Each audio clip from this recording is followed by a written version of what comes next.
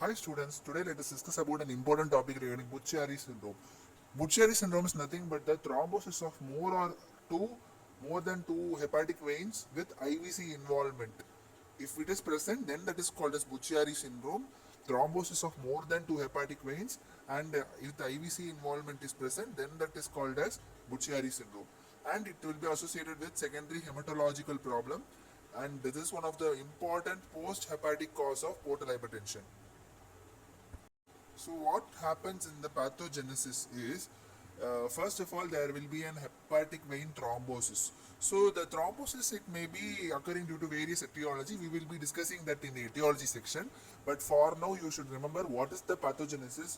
You should remember that is nothing but there will be an hepatic vein thrombosis due to predisposing factors like your hematological manifestations like your DVT, your OCPUs, your pregnancy, your polycythemia vera, all those things will be predisposing to hepatic vein thrombosis, and that will lead to hepatic congestion, and that will cause increase in the sinusoidal pressure, and that would lead to hepatocellular inflammation and portal hypertension and liver dysfunction. Most common type of necrosis here would occur is centrilobar necrosis. In acute presentation, there will be tender hepatomegaly, and in chronic presentation, there won't be any tender hepatomegaly. This you need to remember. And secondary to the Buchiari syndrome, there would be hydratic case or liver tumor may also occur. So this is the basic thing that you should need to understand with respect to introduction part of Buchiari syndrome. So at first we should need to discuss about the etiology. That is there are different types of etiology. One is hematological manifestation, in which polycythemia vera and paroxysomal nocturnal hemoglobinuria is one cause. Polycythemia vera is secondary to the JAK2 mutation, whereas paroxysomal nocturnal hemoglobinuria is your PK gene mutation. What happens, why this predisposes to the Buchiari syndrome is that basically in the liver and renal there is normally RBCs and sluggish circulation, and that and this whenever this PK gene mutation or JAK2 mutation is predisposing, that would lead to platelet aggregation and clotting. Whereas in DVT, as I said, in DVT your anticoagulant factors like protein C, protein S and antithrombin proteins are decreases, that would leads to clotting, procoagulant factors to be increasing, and that would leads to coagulation to be increased in the state. And OCPUs, estrogens will be increasing, that will predispose to clotting, and your tumors like hepatocellular carcinoma, renal cellular carcinoma, and Wilms tumor would be predisposed to the Buchiari syndrome. And your infections like hydatid cyst, your connective tissue disorders like antiphospholipid antibody syndrome, all these things may predispose to the Buchiari syndrome. And your granulomatous infections like sarcoidosis, Behçet's disease, and your membrane defect, and your patient in TPN where the catheter via catheter they provide nutrition, all those factors we predispose to the Buchiari syndrome. So basically you need to remember etiology, that is your hematological manifestation, DVTUs, OCP, and tumors like HCC, RCC, Wilms tumor, and your infections like hydatid cyst, your connective tissue disorders like antiphospholipid antibody syndrome, and sarcoidosis, Behçet's syndrome, and TPN nutrition.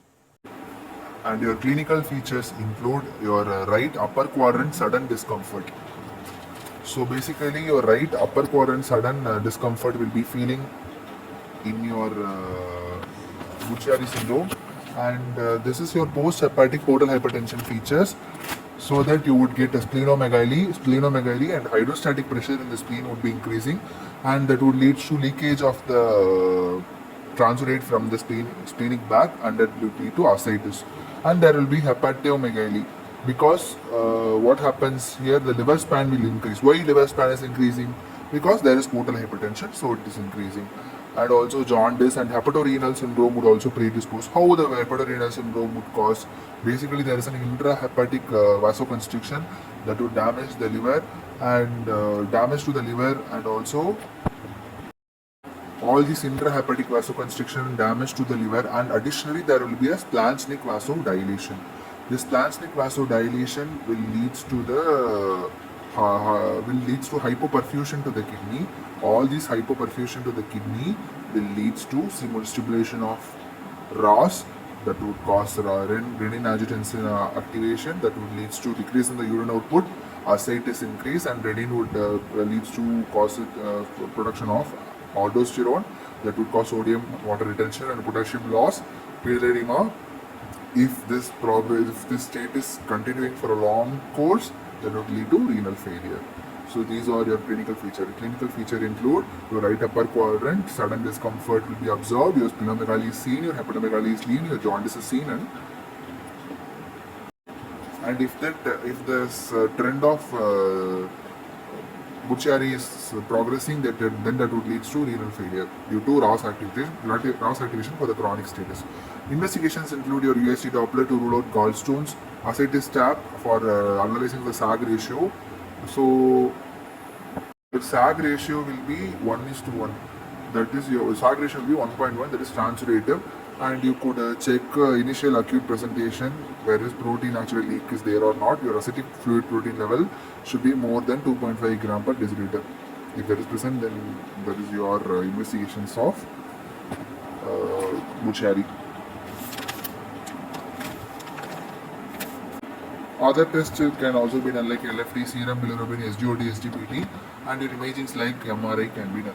And your investigation of choice is hepatic venography, where you could see any obstruction or any clot is present or not, that you would analyze. The treatment part includes acute and chronic presentation. Acute presentations have EASL guidelines that show that suggest to do balloon angiography to get rid of the thrombus in the hepatic vein, and your anticoagulation factors can be given at acute presentation. Whereas for your chronic presentation, you could do transjugular intrahepatic portovenous shunt TIPS procedure, but there will be that is used because there's an advantage that TIP surgery is preventing from recurrence, and you can give combination of furosemide and spironolactone. If it is end-stage liver disease, then you could do operatic liver transplantation. So this is about Buchiari syndrome. Quick recap. So Buchiari syndrome is nothing but it is an obstruction of the more than 2 hepatic veins and the involvement of IVC. And at USG you could see caudate lobe involvement with the IVC obstruction. And most hepatic cause of portal hypertension is one of the main cause, where it occurs hepatic vein thrombus due to the predisposing factors like due to your procoagulant factors, procoagulant nature, like in your polycythemia vera, paroxysmal nocturnal hemoglobinuria, your DVT or OCP use, and your pregnancy or infections like hereditary cyst, your antiphospholipid antibody syndrome, and your sarcoidosis, your Behçet's disease, that your chronic granulomatous disease, your membrane deficit, and your patient in TPN, where you use central venous catheter, and your clinical features include your right upper quadrant discomfort, and there will be ascites, there will be jaundice, there will be hepatomegaly, there will be splenomegaly and present. And your hepatorenal syndrome can be predisposed here because your branching vasodilation is present and your intrahepatic vasoconstriction is present. All these predisposed to renin secretion and then cause ascites. And your investigation to USG Doppler, where you saw compound enlargement, and ascites tag can be done, where you could see SAG ratio is 1.1. More than 1.1, then the suggestive transulative ratio, and your acidic fluid protein is present, that is more than 2.5 gram per deciliter can be observed. All your routine investigations like LFT, serum bilirubin, serum albumin, SGOT, SGPT can be done, and your MRI imaging studies can be done. But with this investigation of choices, hepatic venography can be done. And in treatment, acute and chronic presentation, acute you could do balloon angiography according to EASL guidelines, and anticoagulation can be given. And in chronic cases, you could TIPS prevents the recurrence, and a combination of spironolactone and furosemide can be given. If it is end-stage liver disease, then you could do operatic liver transplantation. Thank you.